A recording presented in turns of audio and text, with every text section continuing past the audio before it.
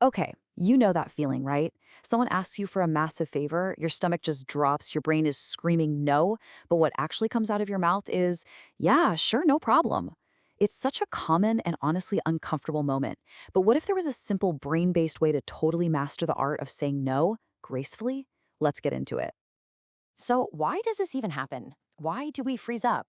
You might have the perfect, polite refusal all ready to go in your head, but then in the moment, poof, it's gone. And it's so easy to feel like it's some kind of personal weakness, a lack of willpower. But it's really not. The truth is, this has nothing to do with being weak and everything to do with how our brains are wired. We have this ancient, deep-seated fear of being kicked out of the tribe, basically. Saying no can feel like a huge social risk, and our brain's internal alarm system just goes haywire trying to protect us. To really understand this battle that's going on inside our heads, we need to bring in the work of the brilliant Nobel laureate Daniel Kahneman. He came up with this idea that we basically have two different operating systems, or brains, if you will, that are constantly running. So let me introduce you to System 1 and System 2.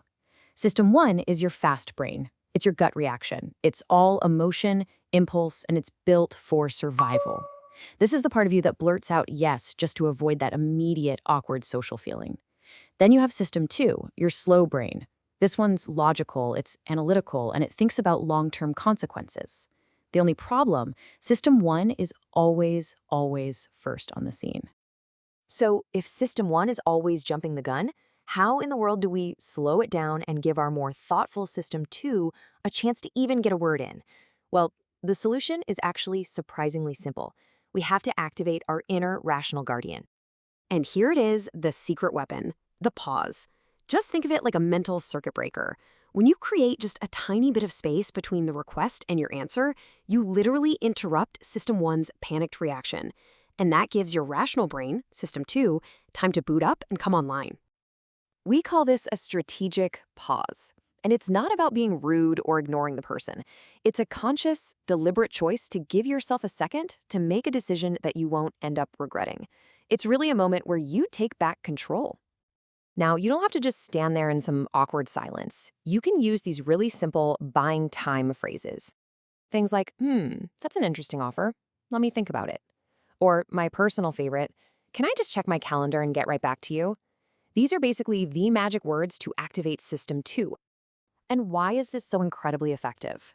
Because in that one moment of pause, you stop the emotional tidal wave. You create the mental space you need to think logically. You can actually ask yourself, do I really have the time for this? Do I have the energy? Does this even line up with my priorities? And that, right there, leads to choices that are authentic and totally regret-free. Okay, so you've paused, you've checked in with your rational brain, and the answer is a definite no. Now what? How do you actually deliver that no without blowing up a relationship?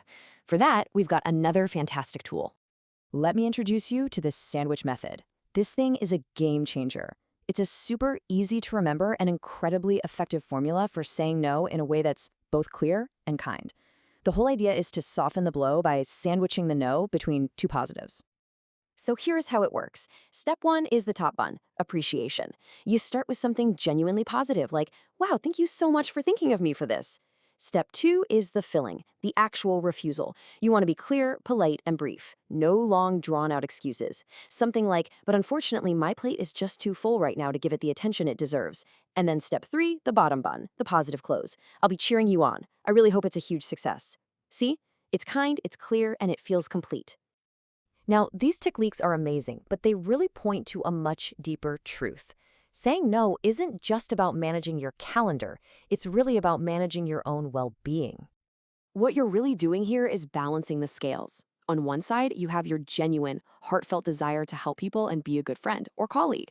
But on the other side, you've got your own mental health, your energy levels, and your own priorities. Saying no is not about rejecting the person, it's about honoring what you need. I want you to really let this sink in because it's so important. Every single refusal is actually an affirmation. When you say no to a request that you know is going to drain you, you are simultaneously saying a powerful, resounding yes to your own peace of mind, to your most important goals, and to your mental health. It's a fundamental act of self-respect. And here's the final takeaway, and this might be the most surprising part of all. We have this fear that if we set boundaries, we'll push people away. But you know what? The opposite is usually true. When you clearly and respectfully guard your time and your energy, you're teaching people how to treat you. It doesn't create resentment, it builds respect. So the next time you feel that pressure, just ask yourself, are you going to say a panicked yes to them or a thoughtful yes to yourself?